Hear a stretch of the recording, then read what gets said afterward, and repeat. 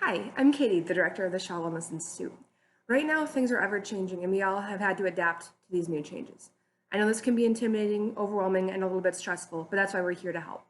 In Shaw, we work to support 8 dimensions of wellness. Today, I'm going to focus on environmental wellness, one of our 8 dimensions.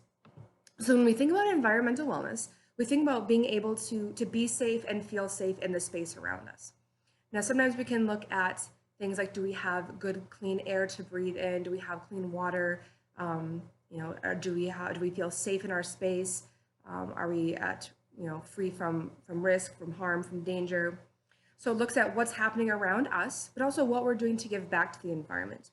With environmental wellness, we partner with sustainability quite often to look at what we're doing to take care of our green space, take care of our world around us. Are we recycling? Are we using products that come from reusable or recyclable resources so we can make sure that we're not wasting some of these resources?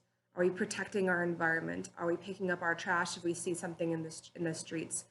This could be something like planting trees, growing a garden, eating local, supporting local restaurants, focusing on eating plant-based foods as opposed to meat-based meals.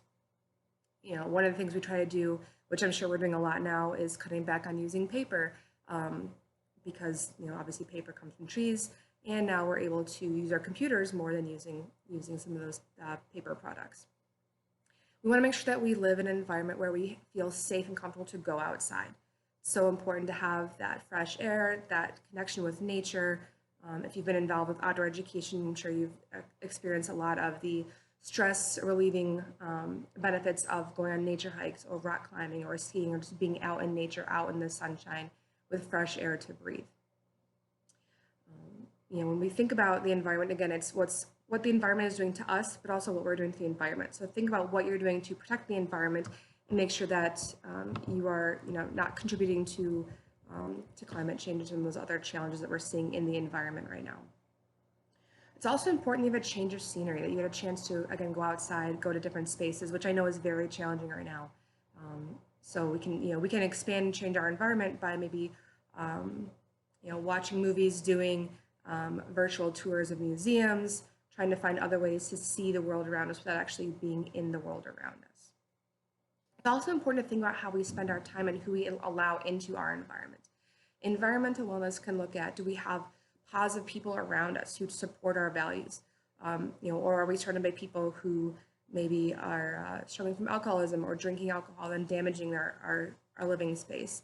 Are we forced to breathe in secondhand smoke, or do we have clean air? So thinking about the people that you have around you in your life can be really important when it comes to your environment. You have people who are supporting you, supporting your values, and helping you to live the best life that you can live. When we think about our work and our space at home, especially in this time where maybe when you were on campus, you had a really great study space, you had a really great quiet place to sleep, that you might not have that anymore. So trying to find a place where you can focus and be productive and work on your schoolwork and do some stress management as well. Make sure that you're taking care of yourself. Do you have a quiet room in your house or a quiet corner that you can set up some things that maybe are meaningful for you or helpful to keep you motivated? What are you doing there to make sure you have a space that's just for you? Or even if it's just for a few minutes or for an hour a day, a space that's just for you, that you can feel safe and feel comfortable. Having good sunlight or good light, good temperature, make sure that you're not too cold, that you're warm enough or not too hot, depending on where you are around the world right now. Making sure that you feel comfortable in the space that you're in. So again, when we look at environmental wellness, it's, are we taking care of our environment? Is our environment taking care of us? And are we doing the things that we can to control our environment as far as the people we allow in it, how we structure our space, and what we can do to make sure that we feel as safe as possible in our environment. For more information on any of these wellness topics, you can also reach out to wellness@colgate.edu. You can log into You at Colgate through the portal for personalized resources, or you can check out Shaw's website through social media. Thanks for watching.